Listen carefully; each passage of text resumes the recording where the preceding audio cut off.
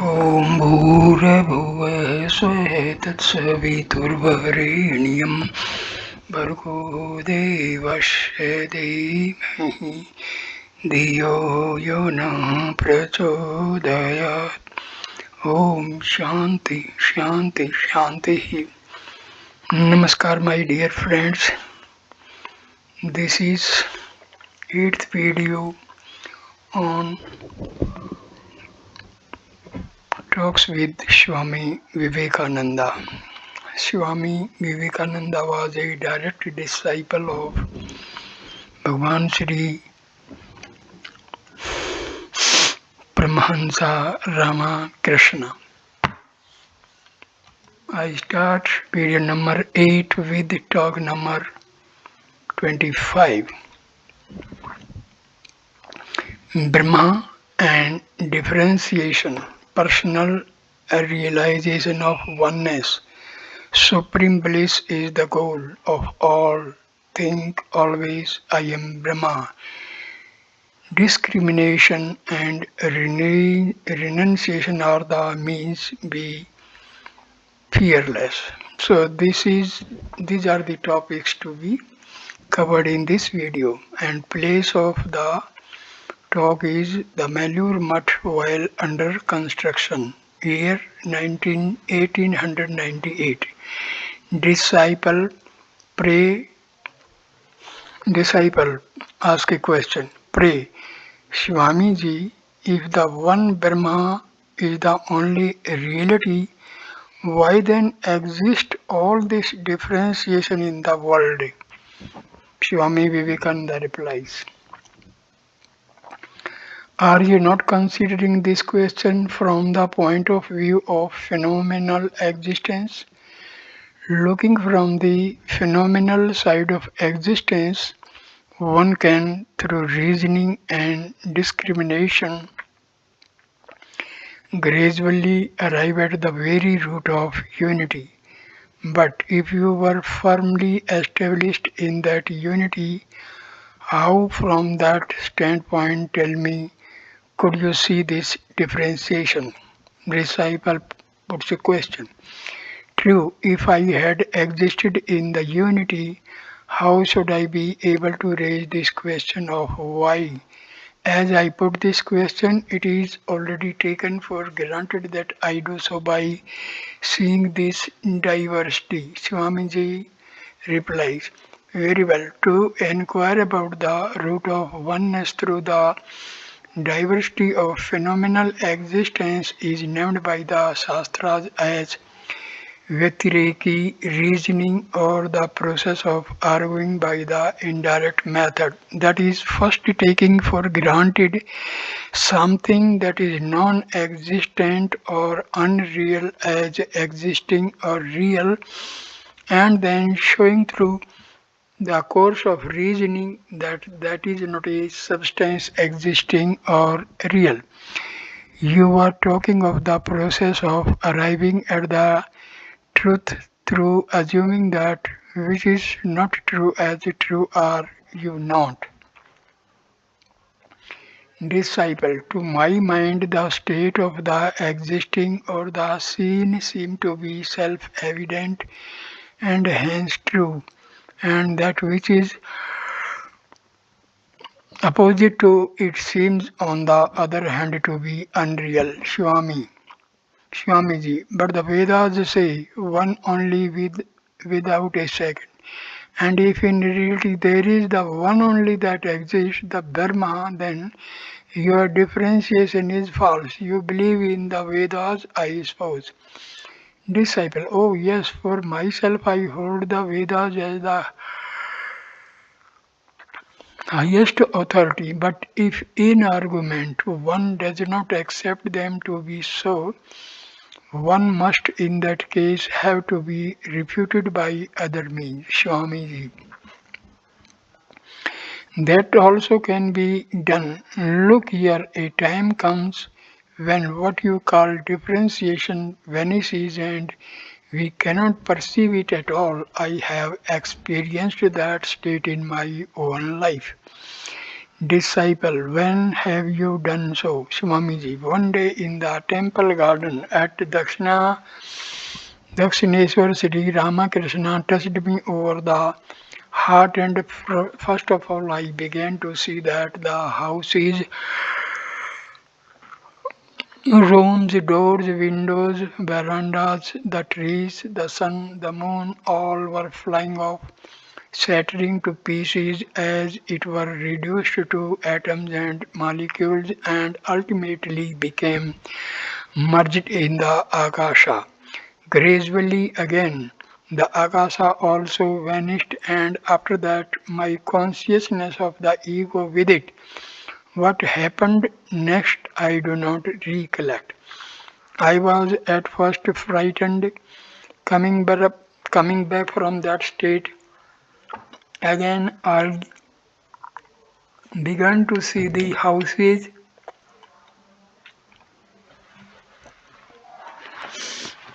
windows, doors, verandas, and other things. On another occasion, I had exactly the same realization by the side of a lake in America. Disciple, might not this state as well as be brought about by a derangement of the brain? And I do not understand what happiness there can be in realizing such a state. Here, Swamiji, a derangement of the brain. How can you call it so when it comes neither as the result of delirium from any disease, nor of intoxication from drinking, nor as an illusion produced by various sorts of queer breathing exercises, but when it comes to a normal man in full possession of his health and wits, there again this experience is in perfect harmony with the Vedas. It also coincides with the words of realization of the inspired rishis and acharyas of old. Do you take me at last to be a correct brand man? Smiling. Disciple, oh no, I did not mean that. Of course, when there are to be found hundreds of illustrations about such realization of oneness in the Shastras, and when you say that it can be as directly realized as a fruit in the palm of one's hand, and when it has been your own personal experience in life perfectly coinciding with the words of the Vedas and other Shastras. How dare I say that it is false? Sri Shankaracharya also, realizing that state, has said, where is the universe vanished? And so on. Swamiji, no, this knowledge of oneness is what the Shastras speak of as the realization of the Brahma, by knowing which one gets rid of fear and the shackles of birth and death break forever. Having one realized that supreme bliss, one is no more overwhelmed by pleasure and pain of this world. Man being fettered by base, lust and wealth cannot enjoy that bliss of Brahma. Disciple, if it is so, and if we are really of the essence of the Supreme Brahma, then why do we not exert ourselves to gain that bliss? Why do we again and again run into the jaws of death, being decoyed by this worthless snare of lust and wealth? Swamiji, you speak as if man does not desire to have that bliss. Ponder over it, and you will see that whatever anyone is doing, he is doing in the hope of gaining that supreme bliss. Only not everyone is conscious of it and so cannot understand it. That supreme bliss fully exists in all, from Brahma down to the blade of grass. You are also that undivided Brahma. This very moment you can realize, if you think yourself truly and absolutely to be so, it is all mere want of direct perception. That you have taken service and worked so hard for the sake of your wife also shows that the aim is ultimately to attain to that supreme bliss of Brahma, being again and again entangled in the intricate maze of delusion and hard hit by sorrows and afflictions, the eye will turn of itself to one's own real nature, the inner self. It is owing to the presence of this desire for bliss in the heart that man, getting hard shocks and one after another, turns his eye inwards to his own self. A time is sure to come to everyone without exception when he will do so. To one it may be in this life, to another after thousands of incarnations. Disciple, it all depends upon the blessings of the Guru and the grace of the Lord. Swamiji. The wind of grace of the Lord is blowing on for over ever and ever. Do you spread your sail? Whenever you do anything, do it with your whole heart concentrated on it. Think day and night, I am of the essence of the Supreme. Existence, knowledge, bliss, what fear and anxiety have I? This body, mind, and intellect are all transient, and that which is beyond these is myself. Disciple. Thoughts like these come only for a while now and then, but quickly vanish, and I think all sorts of trash and nonsense. Swamiji, it happens like that in the initial stage, but gradually it is overcome. But from the beginning, intensity of desire in the mind is needed. Think always, I am ever pure, ever knowing, and ever free. How can I do anything evil? Can I ever be befooled like ordinary man with the insignificant charms of lust and wealth? Strengthen the mind with such thoughts. This will surely bring real goodness, real good. Disciple, once in a while strength of mind comes, but then again I think that if I would appear at the deputy magistrate's examination, wealth and name and fame would come and I should live well and happy. Swamiji, whenever such thoughts come in the mind, discriminate within yourself between the real and the unreal. Have you not read the Vedanta? Even when you sleep, keep this word of discrimination at the head of your bed so that covetousness cannot approach you even in dream. Practicing such strength, renunciation will gradually come, and then you will see the portals of heaven are wide open to you. Disciple, if it is so, Swamiji, how is it then that the text on Bhakti say that too much of renunciation kills the feelings that make for tenderness? Swamiji, throw away, I say, text which teach these things like that. Without renunciation, without burning dispassion for sense objects, without turning away from wealth and lust, as from filthy abominations, ne siddhati brahmsata antriti. Never can one attain salvation even in the hundreds of Brahma's cycles. Repeating the names of the Lord, meditation, worship, offering liberations in sacred fire, penance, all these are for bringing forth a renunciation. One who has not gained renunciation know his efforts to be like unto those of the man who is pulling at the oars all the while that the boat is at anchor. ने परजया ने धनेन त्यागने के अमृतन मानसु, neither by progeny nor by wealth But by renunciation alone some attained immortality.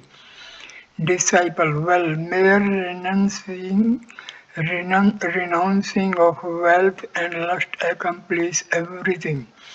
Syanji, there are other hindrances on the path even after renouncing those two. Then, for example, comes name and fame.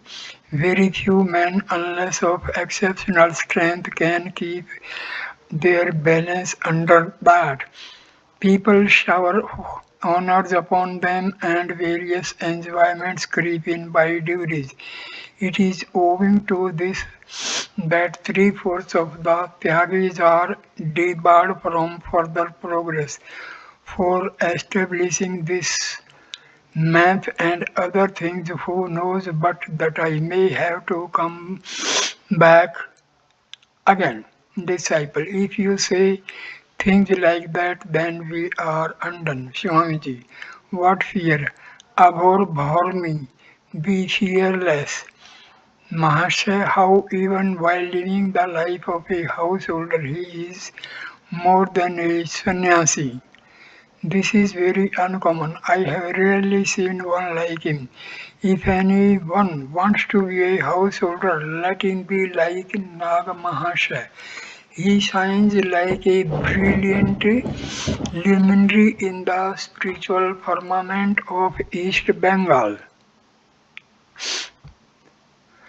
Ask the people of that part of the country to visit him often. That will do much good to them. Disciple Nag Mahasaya, it seems, is the living personification of humility in the play of Ramakrishna's divine drama on earth.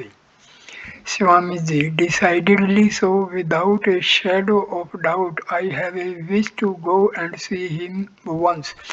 Will you go with me? I love to see fields flooded over with water in the rains. Will you write to him?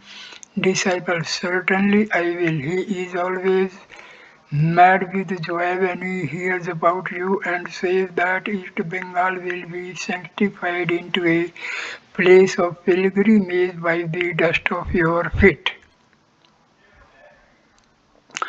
Swamiji, do you know Sri Ramakrishna used to speak of Nag Mahasaya as a flaming fire? Disciple, yes, so I have heard. At the request of Swamiji, the disciple partook of some prasada and left for Calcutta. Late in the evening, he was deeply thinking over the message of fearlessness that he had heard from the lips of the inspired teacher. I am free, I am free. Talk number 26, Renunciation of Kama Kanchana. God's mercy falls on those who struggle for realization. Unconditional mercy and Brahma are one. So these are the topics to be covered in this video. Place Belur Mutt under construction year 1898. Disciple puts a question.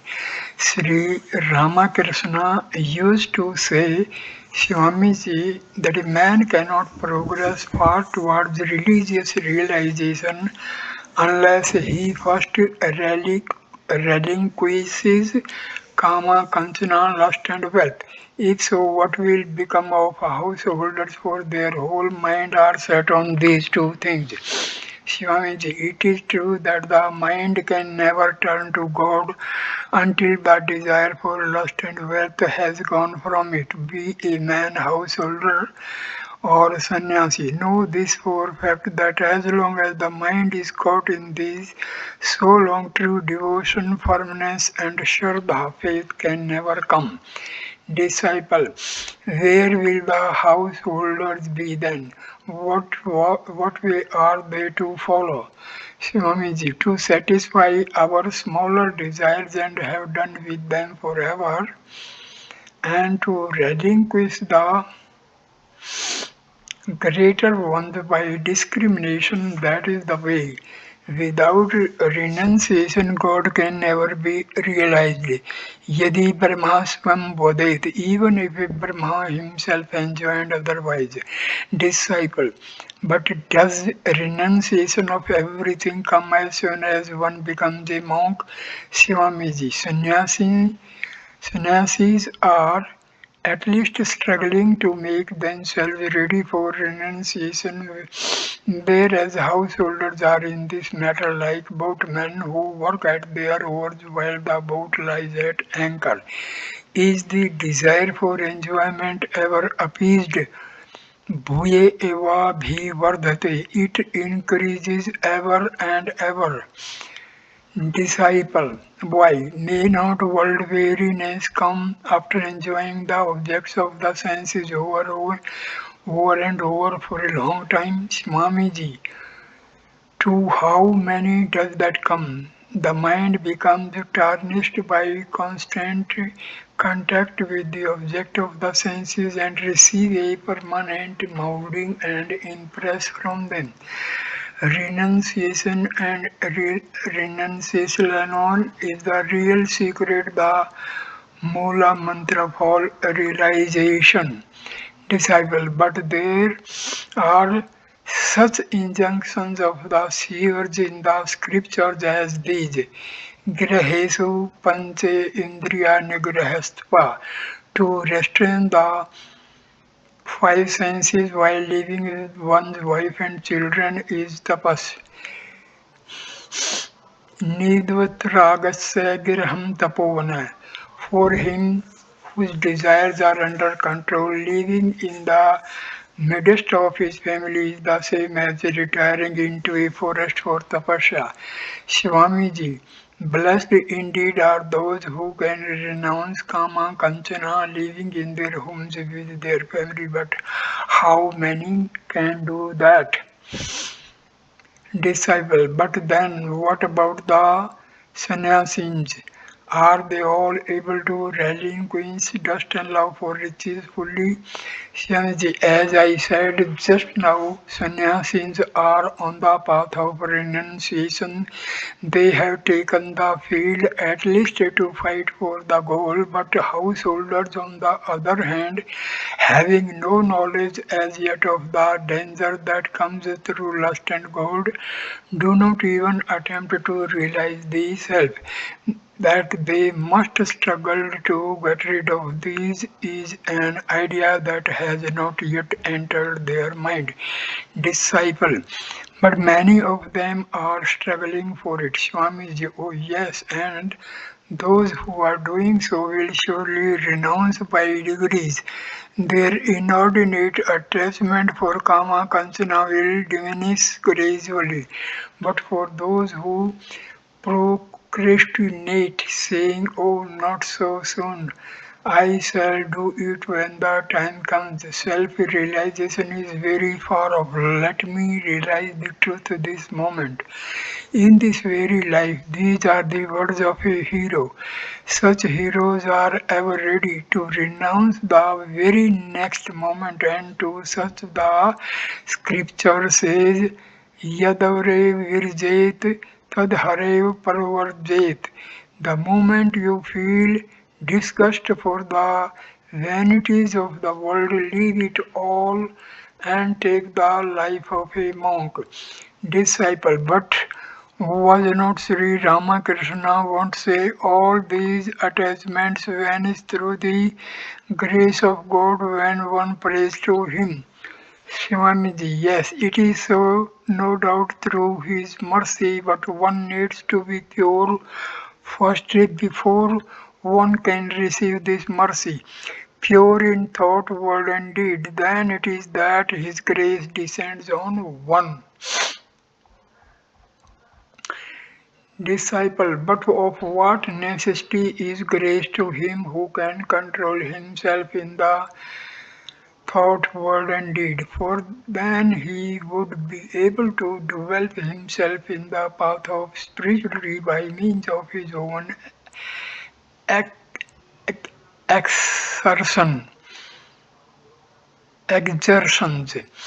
Swamiji, the Lord is very merciful to him whom he sees struggling heart and soul for realization, but remain idle without any struggle, and you will see that his grace will never come.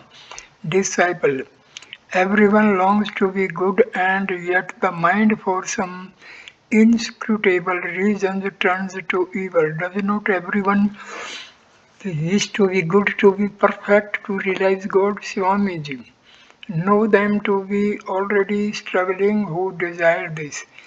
God destroys His mercy when the struggle is maintained.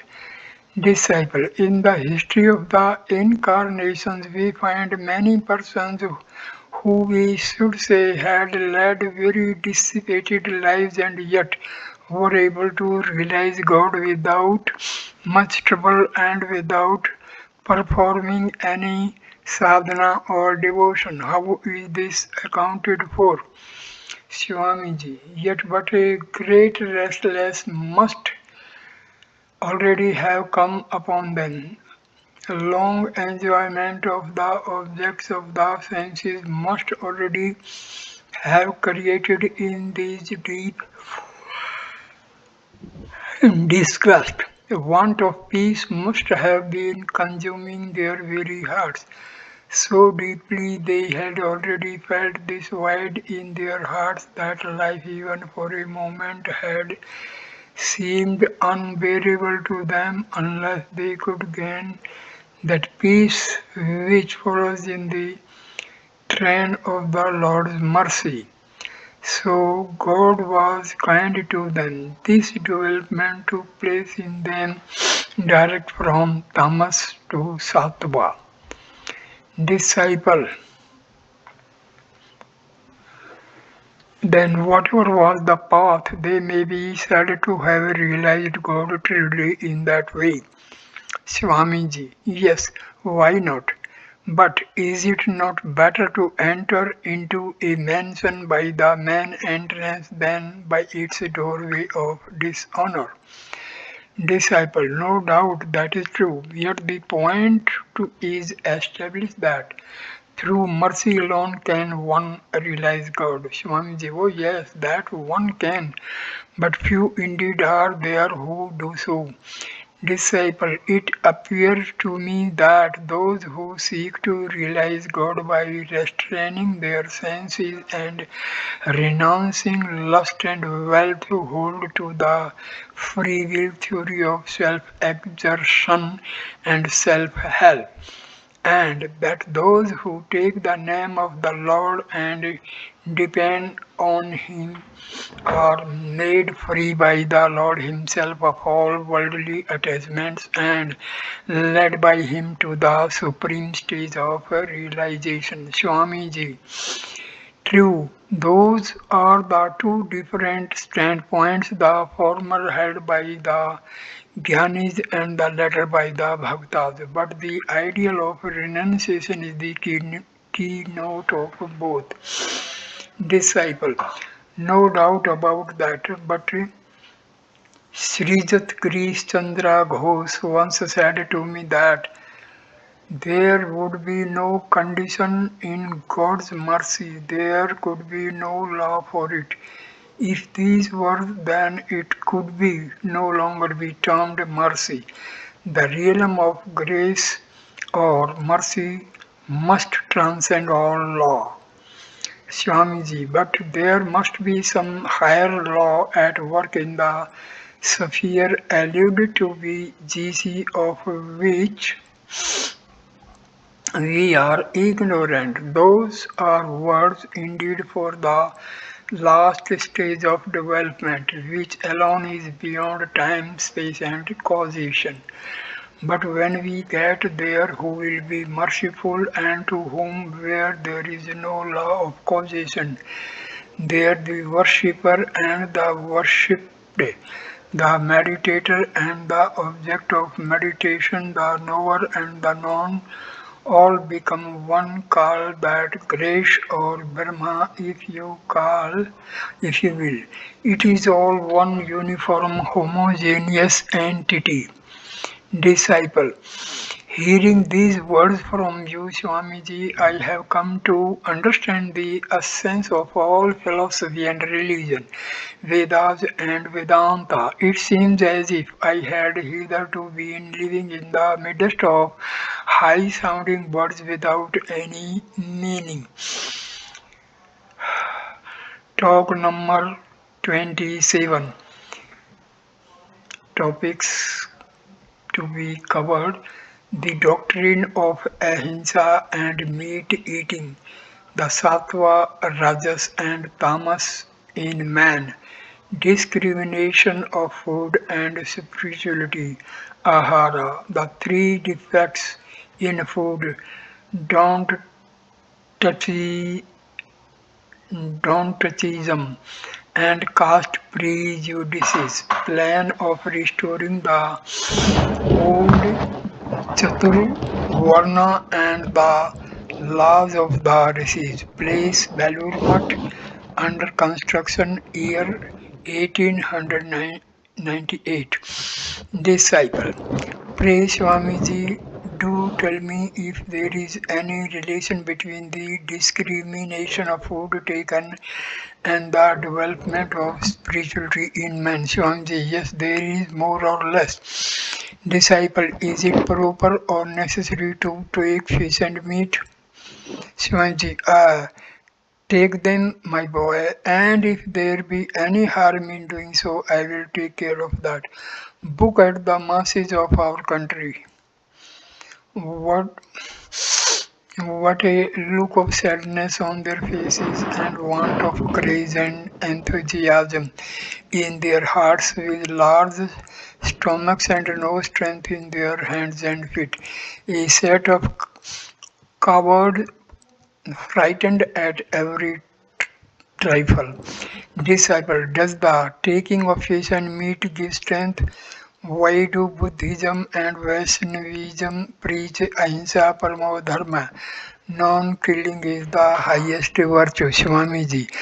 Buddhism and Vaishnavism are not two different things. During the decline of Buddhism in India, Hinduism took from her a few cardinal tenets of conduct and made them her own, and these have now come to be known as Vaishnavism.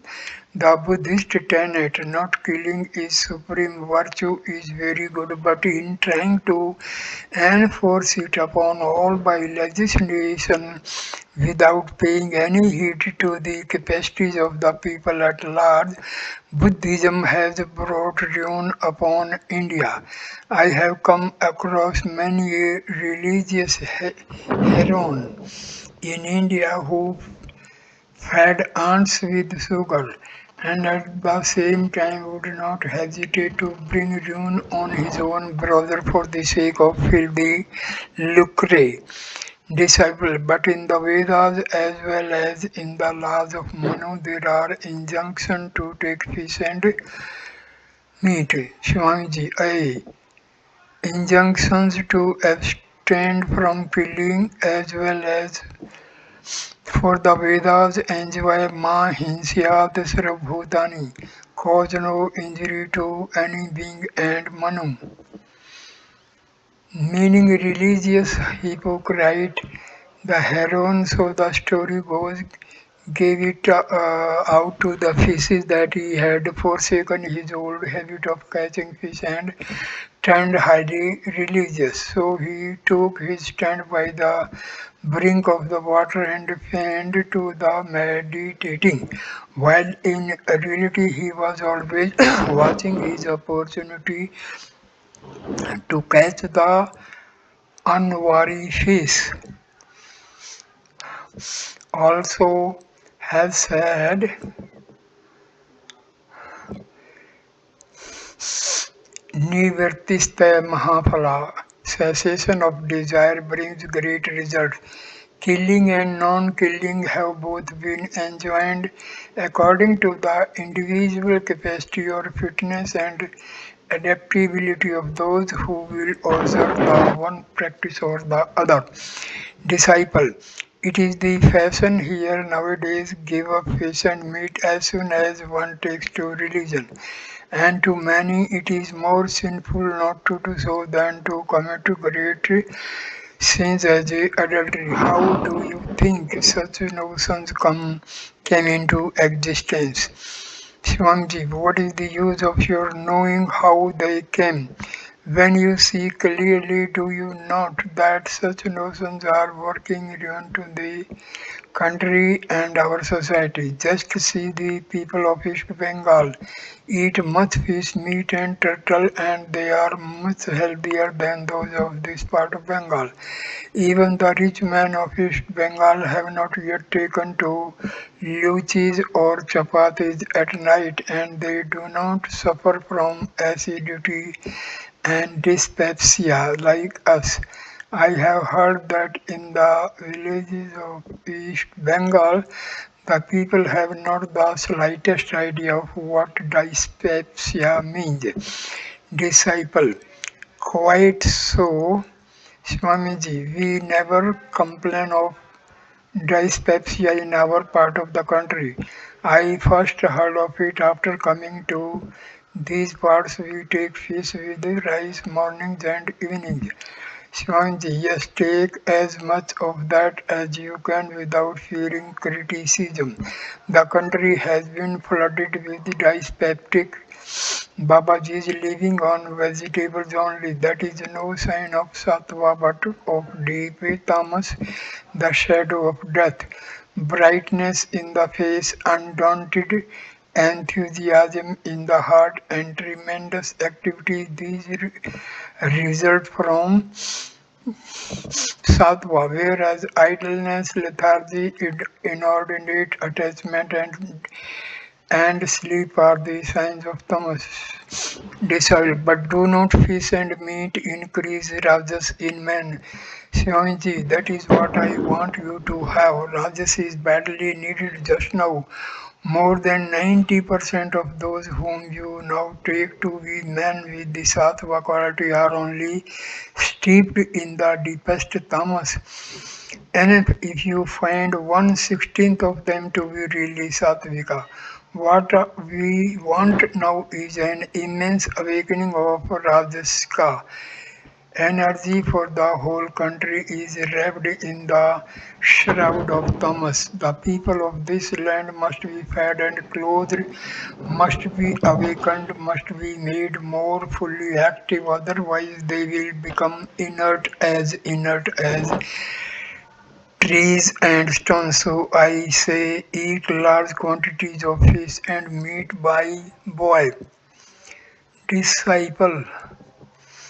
No, it does not. Disciple. Does a liking for fish and meat remain when one has fully developed the sattva quality? Swamiji, no, it does not. All liking for fish and meat disappears when pure sattva is highly developed, and these are the signs of its manifestation in a soul. Sacrifice of everything for others, perfect non-attachment to lust and wealth, want of pride and egoism, the desire for animal food cause indications are absent, and yet you find man siding with the non-killing party. Know it for a certainty that there is either hypocrisy or show of religion. When you yourself come to that stage of pure sattva, give up fish and meat by all means, disciple. But in the Chandogya Upanishad there is this passage, Ahar Sujo Sattva Suchi. Though pure food, the sattva quality in a man becomes pure. Swamiji, yes, I know. Shankaracharya has said that the word ahara there means objects of the senses, whereas Sri Ramanuja has taken the meaning of ahara to be food. In my opinion, we should take the meaning of the word which reconciles both these points of view. Are we not pass? Are we to pass our lives discussing all the time about the purity and impurity of food only, or are we to practice the restraining of our senses? Surely the restraining of the senses is the main object, and the discrimination of good and bad and pure, impure foods only helps one to a certain extent or in gaining that, and there are, according to our scriptures, three things which make food impure. Number one, jati, dosa, or natural defects of a certain class of food like onion, garlic, etc. Two, nimitta, dosa, or defects arising from the presence of external impurities in it, such as dead insects, dust, etc., that attach to sweet meats brought in shops. Three, Aharya do, Asraya dosa, or defects that arise by the food coming from evil sources, as when it has been touched and handled by wicked persons. Special care should be taken to avoid the first and second class of defects, but in this country, men pay no regard to these very two and go on fighting for the third only, the very one that none but a yogi could really discriminate. The country from and to and is being bored to extinction by the cries don't touch of the non-touchism party. In that exclusive circle of theirs, too, there is no discrimination of good and bad man, for their food may be taken from the hands of anyone who wears a thread round his neck and calls himself a Brahmana. Sri Ramakrishna was quite unable to take food in this indiscriminate way from the hands of any and all. It happened many a time that he would not accept food touched by a certain person or persons, and on rigorous investigation it would turn out that these had some particular stand to hide. Your religion seems nowadays to be confined to the cooking pot alone. You put on one side the sublime truths of religion and fight, as they say, for the skin of the fruit and not for the fruit itself. Disciple, do you mean then that we should eat the food handled by anyone and everyone? Swamiji, why so? Now look here. You being a Brahman of a certain class, say of the Bhattacharya class, why should you not eat rice cooked by Brahmanas of all classes? Why should you, who belong to the Radi Rari section, object to take rice cooked by a Brahmana of the Bharendra section, or why you should a Bharendra object to taking your rice? Again, why should not the other subcastes in the west and south of India, for example, the Marathi, Telugu, Kannauji, do the same? Do you not see that hundreds of Brahmanas and Kastas in Bengal now go secretly to eat dainties in public restaurants, and when they come out of those places pose as leaders of society and frame rules to support don't touchism? Must our society really be guided by laws dictated by such hypocrites? No, I say, on the contrary, we must turn them out. The laws laid down by the great disease of old must be brought back and made to rule supreme once more. Then alone can national well-being be ours. Disciple, then do not the laws laid down by the rishis rule and guide our present society? Swamiji, when delusion, where indeed is that the case nowadays? Nowhere have I found that laws of the rishis current in India, even when during my travels I searched carefully and thoroughly.